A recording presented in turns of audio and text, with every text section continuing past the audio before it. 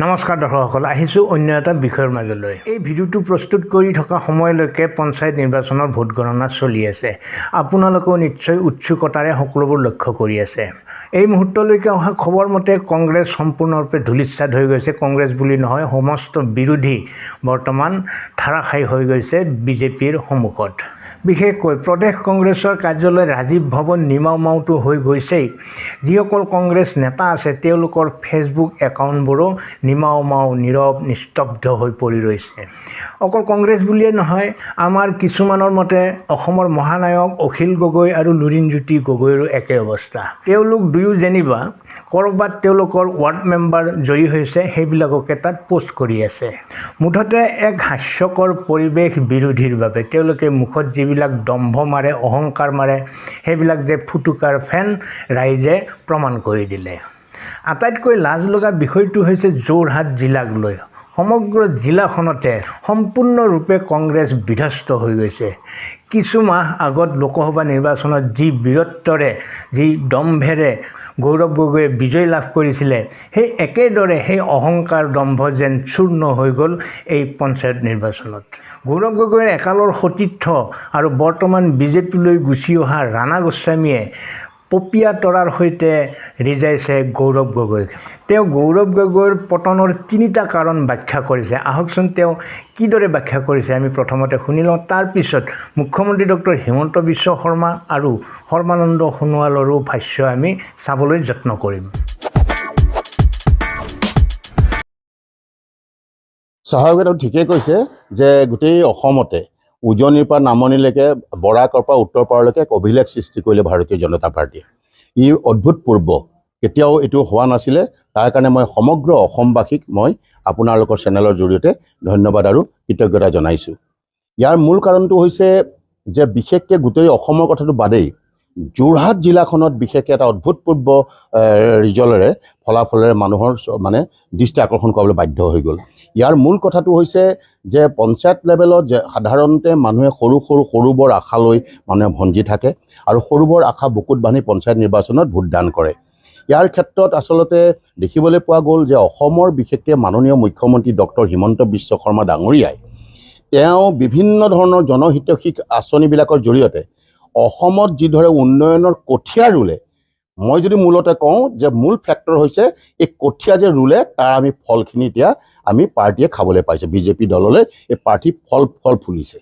Second কথাটো হৈছে যে ৰাইজে উপলব্ধি কৰিলে যে এটা বছৰ আগতে মই পঞ্চায়ত নিৰ্বাচনৰ ভাষণবিলাকত মই কৈছিলোঁ যে এটা কথা ৰাইজে উপলব্ধি কৰিলে যে এটা বছৰ আগতে হৈ যোৱা লোকসভাৰ ইলেকশ্যনত ৰাইজে এটা বিৰাট ভুল কৰিলে। কাৰণ মানুহে নতুন এটা বস্তু পোৱাৰ আশাত, যিদৰে মই আগতেও কৈছোঁ, এটা পপীয়া তৰা যেতিয়া আকাশৰ পৰা পৰে, এই আকাশৰ পৰা পপীয়া তৰাটো আহি থাকোঁতে দেখিবলৈ বৰ উজ্জ্বল লাগে, দেখি ভাল লাগে, কিন্তু যেতিয়া মাটিত আহি পৰি যায় তাৰ চিনচাপ নাইকিয়া হয়, বিচাৰি নাপায়। ঠিক তেনেদৰে লোকসভা ইলেকশ্যনত মানুহে যিজন প্ৰাৰ্থীক ভোট দিলে শিলদৌল ভাঙি যোৰহাট জিলাখনত আটাইকেইটা বিধানসভা সমষ্টি, তাৰ পৰৱৰ্তী পৰ্যায়ত সেই সংসদজনক এতিয়া ৰাইজে বিচাৰি নাপায়।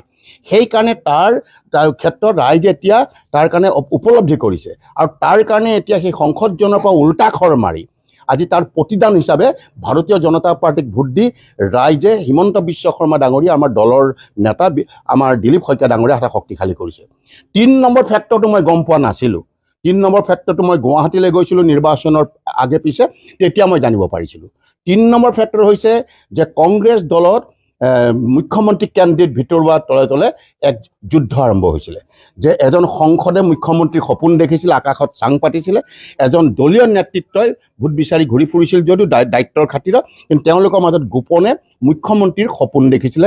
গোপন কাজিয়া আৰম্ভ হৈছিলে আৰু এই কাজিয়াখনত এজন সংসদে আৰু 2জনমান বিধায়কে ঘিউ ঢালি আছিলে আৰু সেইকাৰণে জুইকুৰা দপদপকৈ জ্বলাৰ যি প্ৰতিক্ৰিয়া, তাৰ কাৰণে তেওঁলোকৰ কংগ্ৰেছ দলৰ সমস্ত কৰ্মীয়ে আজি বিপৰীতমুখী হৈ পেলাই তেওঁলোকে খঙত মতলীয়া হৈ পেলাই খং ৰাগত তেওঁলোকে কৰিলে কি, উল্টা খৰ মাৰি পেলাই বহুত কংগ্ৰেছ কৰ্মীয়ে কিন্তু এটা যোৰহাট জিলাত, আনকি নালাগে মই যোৰহাট সমষ্টিৰ কথাই কৈছোঁ, যোৰহাট বিধানসভা সমষ্টি যোৰহাট জিলাখনত আৰু কিতাপৰ প্ৰায়বিলাকতে দেখা গ'ল যে সকলো কংগ্ৰেছৰ নেতৃত্বই, কংগ্ৰেছৰ আজিৰ তাৰিখত আমাৰ বহুত কৰ্মীয়ে আজি ভবাৰ দৰে ফল নাপালে, তেওঁলোকৰ চেঁচা পানী পৰিলে, গোটেইখিনিও আজিৰ তাৰিখত ভাৰতীয় জনতা পাৰ্টীক এতিয়া সেইকাৰণে মই সমগ্ৰ লগতে আমাৰ যিসকল কাৰ্যকৰ্তা আছে জিলাখনৰ নেতা আৰু কাৰ্যকৰ্তাসকলে যথেষ্ট কষ্ট কৰিলে, যাৰ ফলত আজি তাৰিখত আমি আজি এই ফল পালোঁ। মই তৰুণ গগৈ ডাঙৰীয়া মোৰ অন্তৰৰ মান শ্ৰদ্ধা জনাইছিলোঁ, তেখেত মোৰ মুখ্যমন্ত্ৰী, মই লগত আছিলোঁ।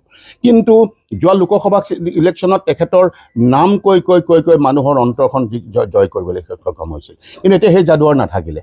সেই যাদু নাথাকিলে মানুহে উন্নয়ন বিচাৰে, ডেভেলপমেণ্ট বিচাৰে। মানুহে পলে পলে নৰেন্দ্ৰ মোদী ডাঙৰীয়াৰ হাত শক্তিশালী কৰিব খুজিছে, পলে পলে হিমন্ত বিশ্ব শৰ্মা ডাঙৰীয়াৰ যি কাৰ্যকলাপ তাক তেওঁলোকে শলাগ লৈছে।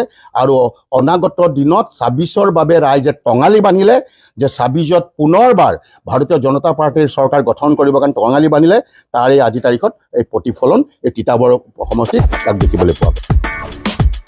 দৰ্শকসকল, ৰাণা গোস্বামীৰ কথাত কিমান যুক্তি আছে সেই বিষয়ে আপোনালোকে নিশ্চয় কমেণ্ট বক্সত লিখিব। মুখ্যমন্ত্ৰী ডাঙৰীয়াক সাংবাদিকে সুধিছিল যে এই বিজয়ে অহা ২৬ৰ বিধানসভা নিৰ্বাচনত ভাল প্ৰভাৱ পেলাব পাৰিবনে নাই, সেই সম্পৰ্কে মুখ্যমন্ত্ৰীগৰাকীয়ে কি কৈছে আমি শুনি লওঁ আহক। বিধানসভাত ইয়াতকৈ ভাল হ'ব, কিয় পঞ্চায়তটো গাঁও, নগৰত বিজেপি পৰম্পৰাগতভাৱে শক্তিশালী। গতিকে গাঁৱৰ ৰিজাল্টৰ লগত যেতিয়া নগৰৰ ৰিজাল্টটো যোগ হৈ যাব, তেতিয়া এই ৰিজাল্টটো আৰু ভাল হ'ব। ছাপ'জ মই এটা সৰু উদাহৰণে দিছোঁ যে ধৰক যোৰহাটত, এইটো হ'ল গাঁৱৰ ফলাফল। যোৰহাট টাউনখন যেতিয়া ইয়াত লগ লাগি যাব, তেতিয়া এই ফলাফলটো আৰু বেছি তীব্ৰবেগী হ'ব। কাৰণ আমি লোকসভা নিৰ্বাচনতো এইটো দেখা যায়, শিলচৰ, গুৱাহাটী, নগাঁও, যোৰহাট, ডিব্ৰুগড়, নগৰসমূহত আমি পৰম্পৰাগতভাৱে যথেষ্ট শক্তিশালী। গাঁৱৰ যি ভোট আমি পাইছোঁ তাৰ লগত টাউনটো যোগ হৈ যাব। গতিকে এই ৰিজাল্টটো আৰু বেছি ভাল হ'ব বিধানসভালৈ। দৰ্শকসকল, মুখ্যমন্ত্ৰীগৰাকী আত্মবিশ্বাসী। তেওঁৰ মতে বিধানসভাত ইয়াতকৈও ভাল ফল দেখুৱাব বিজেপিয়ে। এইখিনিতে প্ৰাক্তন মুখ্যমন্ত্ৰী তথা কেন্দ্ৰীয় মন্ত্ৰী সৰ্বানন্দ সোণোৱাল ডাঙৰীয়াই কি কৈছে আমি শুনি লওঁ আহক। মই পূৰ্বতেও কৈছিলোঁ, কাৰণ মই যিটো সময়ত আপোনালোকে সুধিছিল মোক নিৰ্বাচনী প্ৰচাৰ সভাবিলাকত আমাৰ মাননীয় বিভিন্ন ঠাইৰ বিভিন্ন জিলাৰ সাংবাদিক বন্ধুসকলে সুধিছিল, মই তেতিয়া কৈছিলোঁ যে ভাল কাম কৰিলে ভাল ফল পায়। যোৱা 10 বছৰে মাননীয় প্ৰধানমন্ত্ৰী নৰেন্দ্ৰ মোদী ডাঙৰীয়াৰ নেতৃত্বত সমগ্ৰ ভাৰতবৰ্ষতে গ্ৰাম্য অঞ্চলবিলাকক ভাবিব নোৱাৰাকৈ শক্তিশালী কৰা হৈছে। আৰু লগতে ৰাইজক, মানে বিভিন্ন শ্ৰেণীৰ ৰাইজক সকলোকে উন্নয়নৰ ক্ষেত্ৰত সমান সুবিধা প্ৰদান কৰিছে, বিভিন্ন আঁচনি হাতত লৈ সময়মতে ৰূপায়ণ কৰিছে, সুশাসন ব্যৱস্থা প্ৰৱৰ্তন কৰিছে, স্বচ্ছ আৰু নিকা নীতিৰে শাসন ব্যৱস্থাটোৰ যোগেদি আমাৰ যিখিনি প্ৰাপ্য অধিকাৰ জনসাধাৰণক ভোগ কৰাৰ সুবিধা প্ৰদান কৰিছে। গতিকে সামগ্ৰিকভাৱে নিশ্চিতভাৱে এই কথাটো ক'বই লাগিব যে সমগ্ৰ ভাৰতবৰ্ষৰ আজি অৰ্থনৈতিক অৱস্থা ইমান টনকিয়াল হ'ল, ইয়াৰ মূলতে হৈছে গাঁও চহৰ উভয়, পাহাৰ ভৈয়াম সকলো ঠাইৰ সমান্তৰালভাৱে উন্নয়নৰ ক্ষেত্ৰত যিমানখিনি যাতায়াত যোগাযোগৰ পৰা আৰম্ভ কৰি বিভিন্ন ধৰণৰ হিতাধিকাৰী আঁচনি হাতত লোৱা হ'ল, সেইবিলাক সফল ৰূপায়ণ কৰাৰ বাবে আজি ৰাইজ উপকৃত হৈছে। সেইকাৰণে ৰাইজৰ অত্যন্ত আস্থাৰ বিশ্বাস আছে বিজেপি নেতৃত্বাধীন NDA চৰকাৰ, যাক নেতৃত্ব প্ৰদান কৰিছে দেশৰ প্ৰধানমন্ত্ৰী নৰেন্দ্ৰ মোদী ডাঙৰীয়াই, আৰু অসমতো আমাৰ বিজেপি নেতৃত্বাধীন মিত্ৰজোঁটৰ যিখন চৰকাৰ, যাৰ নেতৃত্ব প্ৰদান কৰিছে ডক্টৰ হিমন্ত বিশ্ব শৰ্মা ডাঙৰীয়া মুখ্যমন্ত্ৰীয়ে। গতিকে আজি দুয়োখন চৰকাৰৰ যিখিনি সেৱা, যিখিনি জনসাধাৰণৰ প্ৰতি নিষ্ঠাৰে আগবঢ়োৱা যিখিনি বৰঙণি, আজি জনসাধাৰণে ইয়াক স্বীকৃতি দিছে।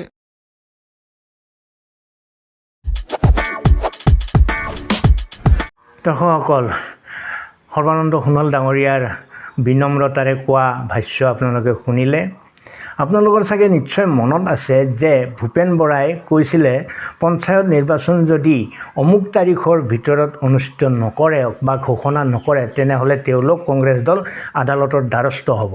তেতিয়াই মই এটা ভিডিঅ' বনাই আপোনালোকৰ আগত কৈছিলোঁ যে চোকা ছাত্ৰই যেনেদৰে পৰীক্ষা সোনকালে অনুষ্ঠিত হোৱাটো বিচাৰে, ঠিক তেনেকৈয়ে সমস্ত প্ৰিপেৰেশ্যন শেষ কৰি যেন ভূপেন বৰাই পঞ্চায়ত নিৰ্বাচন পাতিবলৈ সতৰ্ক কৰি দিছে ৰাজ্য চৰকাৰক। কিন্তু আজি প্ৰমাণিত হ'ল যে তেওঁৰ সেইবিলাক কথা যে ফুটুকাৰ ফেন আছিলে, তেওঁৰ আচলতে কোনো প্ৰিপেৰেশ্যন নাছিলে, তেওঁ মানুহক ভুজংগ দিবৰ বাবে এনেধৰণৰ কথা কৈছিল। সমগ্ৰ ভিডিঅ'টো চোৱাৰ পিছত আপোনালোকৰ মনত কি চিন্তাৰ উদ্ৰেক হৈছে সেই বিষয়ে আপোনালোকে কমেণ্ট বক্সত লিখিব।